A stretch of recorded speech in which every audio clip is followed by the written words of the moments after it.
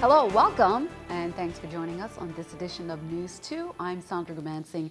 Topping our newscast tonight, St. Croix's largest senepol herd may be in danger of leaving the island. A good part of their grazing land is being leased to an energy company, so the herd may need to relocate to a bigger parcel of land. News 2's Erica Parsons has the story.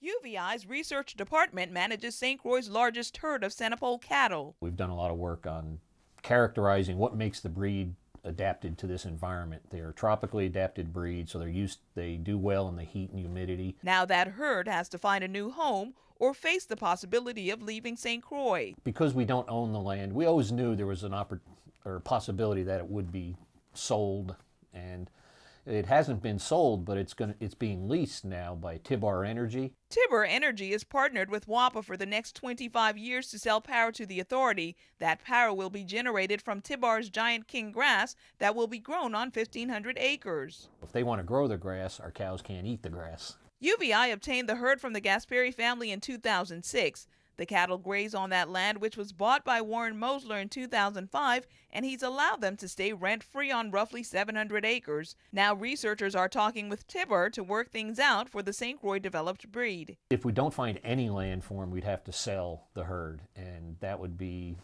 a tragedy because that is the largest senepol herd on St. Croix right now. Researchers are willing to cut the herd from 90 cattle to between 60 and 70 if they find a good-sized parcel of land. We could get by with 250 to 300 acres where we have a long-term commitment on that land. Maybe not to own it, but to partnership with someone, such as maybe the Department of Agriculture, so we can have a long-term sense of security for the herd. So we can make long-term plans as far as establishing pastures, fence lines, working facilities, and things like that, and then use that to continue on with our research and also to maintain the herd. Because losing the largest herd of senepol in the Caribbean would be a shame, since St. Croix is where they were developed. We already lost our dairy industry back in '06. The last dairy cows left the island. I'd hate to see the senepol breed, be reduced to non-meaningful numbers. Erica Parsons, News 2. There are other senepol on island. Annalee Farms and Oscar Henry's farm are registered with the Breeding Association. There are also small producers not listed with the group. Governor Jongh Jr. today denounced the actions of a St. Croix district senator who he says, through public statements, has sought to prey on the emotions of the public. Senator Nereida Rivera-O'Reilly this week issued public statements suggesting widespread layoffs by Diageo and accusing the Department of Labor of being unaware of the staffing changes taking place at the rum distillery on St. Croix. The governor stated in a release, her comments are reckless and unfortunate, especially for the residents of St. Croix who have already coped with the challenge of job security. Jongh said today that more than 6 weeks ago, an organizational review was undertaken by Diageo of its 74 employees at the distillery on St. Croix. As a result of the review, 5 persons will be leaving at the end of this month and 2 others at the end of the year. Jongh said both he and the Labor Department are aware of the changes taking place and have been assured that Diageo's employment levels will continue to exceed those required by its agreement with the VI government. Labor Commissioner Albert Bryan Jr. said today that DOL recognizes that reorganization is a normal business practice and that the actions of Diageo violate neither local nor federal labor laws. Counted to keep you updated. The Committee on Rules and Judiciary, chaired by Senator Samuel Sanes, met at the Earl B. Otley Legislative Hall Thursday, where they considered a measure that, if passed, would allow guardianship of the elderly between 40 states, Puerto Rico, and the District of Columbia should it become law. Bill number 30-0394, sponsored by Senate President Sean Michael Malone, enacts the Virgin Islands Uniform Adult Guardianship and Protective Proceedings Jurisdictions Act. Essentially, the measure allows for guardianship to occur freely without the hindrance of individual state laws regarding residency. It was held in committee pending the inclusion of further amendments. It will be reconsidered later this month.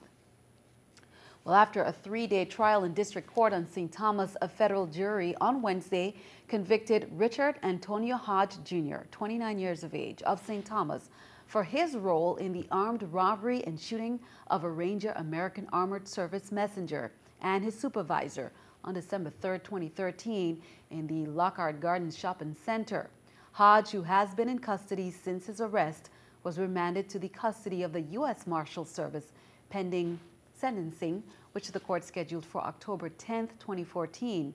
Hodge faces up to 80 years in prison when he is sentenced.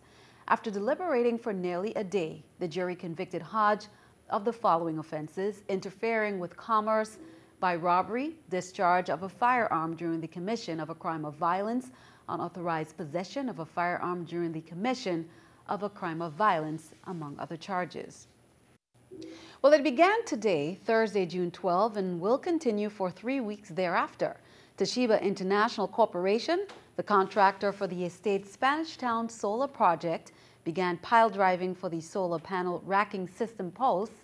Residents in the areas of Estates Prophet and Clifton Hill, as well as anyone traversing in the immediate area of the site, can expect to hear some noise emitted by the pile driving machines used to drive the posts into the ground.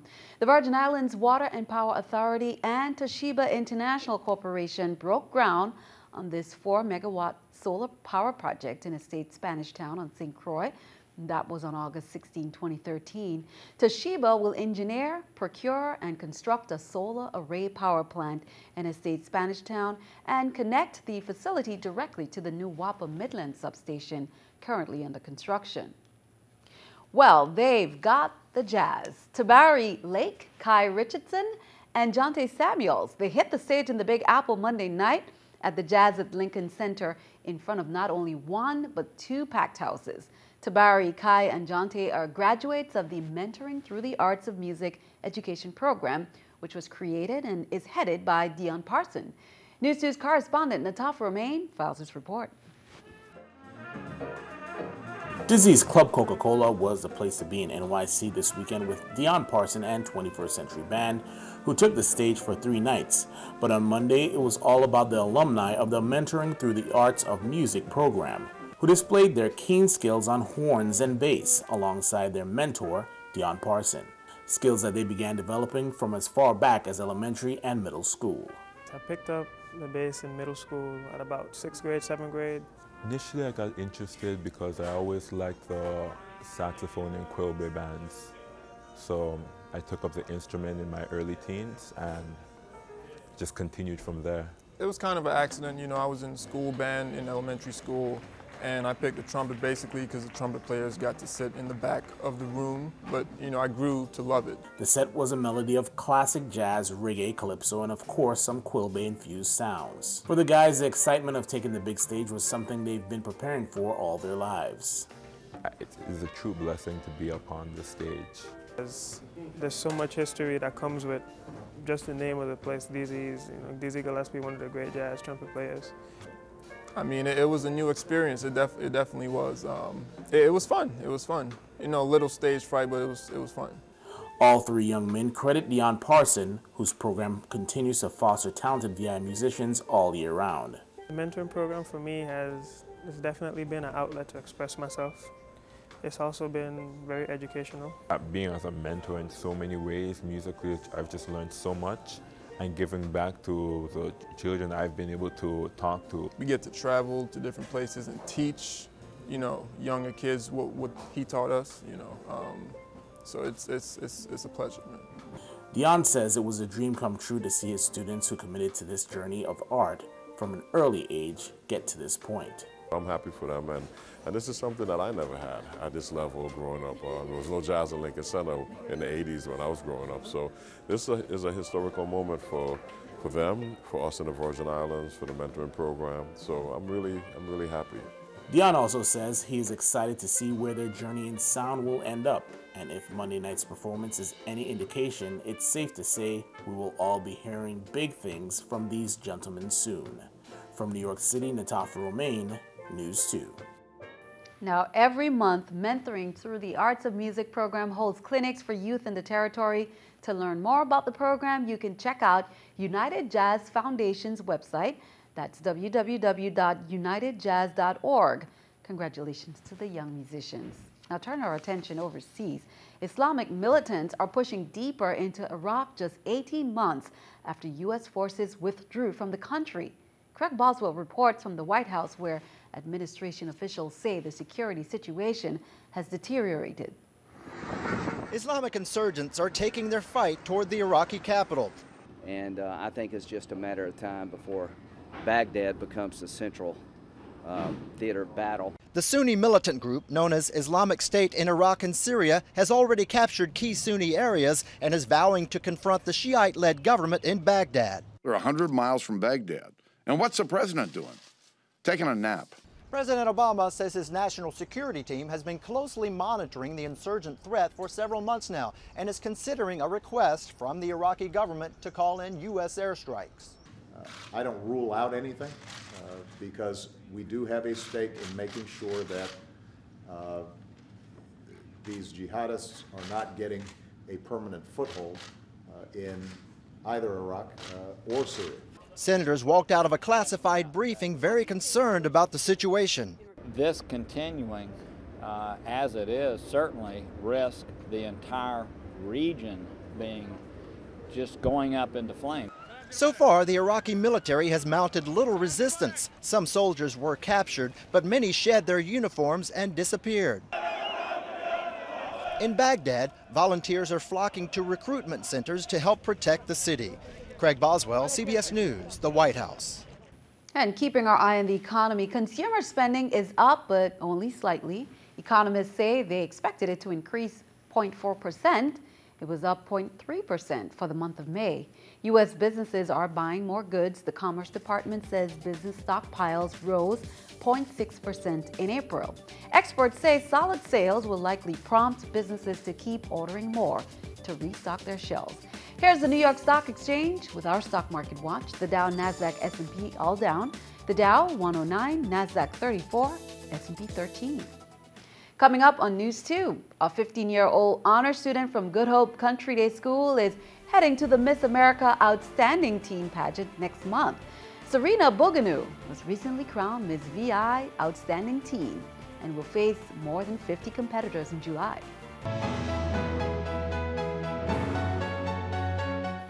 Well, 14 preschoolers from the Do-Re-Mi Daycare in St. Croix got a huge surprise at their graduation this week. Local artist Preschool Buzz Pipe showed up and performed his VI Nice song and had a sing-along with the students. Preschool also shared words of advice for the little ones who will be moving on to kindergarten. UVI graduate Radiance Clark was the guest speaker for the graduation. Congratulations to the young one, and more congratulations are in order. A 15-year-old honor student from Good Hope Country Day School is heading to the Miss America Outstanding Teen pageant next month. Serena Bouganou was recently crowned Miss VI Outstanding Teen and will face more than 50 competitors in July. She plans to promote a platform of arts in the schools because of the link between arts education and academic success. She's also asking for the community's support to raise $5,000 for Children's Miracle Network hospitals. I've just been in love with singing and acting and dancing and, doing photography and making my own artwork. And that's why I wanted to incorporate that in some way in my platform, because I didn't want to, try and raise awareness for something that I'm not passionate about. I was the type of person who said, I never want to do a pageant. I never want to have to go through that because I thought it was just the glitz and the glamour. And I'm not that much of a girly girl, as some people would say. But now, after I've met people like Miss Roker and her daughter Charisse, I've learned that this pageant is not about the beauty. It's about the scholarship and the community outreach and being able to change people's lives. Good job there, Serena. We wish you all the best. Now, to help Serena meet her goal, you can visit her page at www.maoteenforkids.org. That's www.maoteen4kids.org. You can also contact pageant director Claire Roker at 513-9410. Meanwhile, for dads, on June 13th, keep that in mind, everyone will head to Frenchtown during the 3-day weekend celebration at the Father's Day Village adjacent to the Aubain baseball field. The Committee for the Betterment of Carnage has organized and will host the Carenage community's annual Father's Day weekend celebration. An opening ceremony is set for 7 p.m. Friday, June 13th, which will feature the crowning of Miss Carenage 2014. At 6 p.m. we have the opening ceremonies, the cutting of the ribbon, the crowning of Miss Carenage. Following that, the When band will be playing from 7 o'clock until 10 o'clock p.m. and at 10:30 p.m. until 2, our We band will be taking over. On Saturday, the band start again at 6 o'clock. Milo's Kings will be playing from 7 until 10. And at 10:30, Imaginations Brass will be filling in until 2 a.m. On Sunday, music starts again at 4:30 with the Get Together band from Muffley. At 6 o'clock, we'll be giving out the prizes for the annual Father's Day fishing tournament that was held on June the 1st. And right after that, Cool Session Brass will be taking the stage until midnight. And just a reminder, be sure to mark this on your calendar as well. For the dads who just love the Motown sounds, the Manhattans will appear live in concert on Saturday, June 14th. Now, you know their hits, Shining Star, Kiss and Say Goodbye, and much, much more. Also performing that night is our very own Spectrum Band. That's Saturday, June 14th, 8 p.m. at Antilles MCM Center.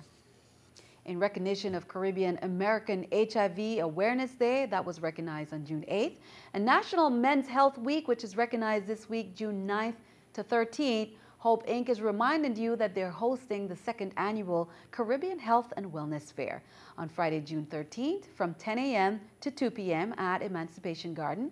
Services offered include free health screenings for diabetes, obesity, hypertension, cholesterol, and HIV, chronic disease prevention education materials, nutritional tips. They will all be distributed. There will also be some exercise demonstrations, so be sure to head out there. Well, don't forget, Sahara Dust continues to impact the territory. Commissioner Alicia Barnes of the Department of Planning and Natural Resources is informing the public of an ongoing air pollution alert for dust from the Sahara Desert in Africa.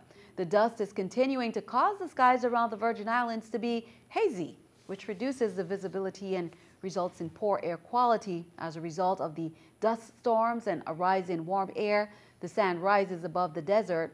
Sandy dust particles are transported from the North African desert westward over the Atlantic Ocean across the Caribbean.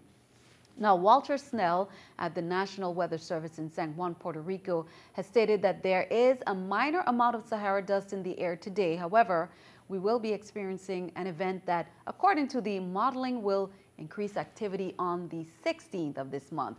While this haze may not be an immediate threat, persons with allergies or respiratory ailments should remain indoors when possible and consult your physicians or healthcare professional for further guidance. With that in mind, be sure to stick around. Your News 2 AccuWeather forecast is coming up next.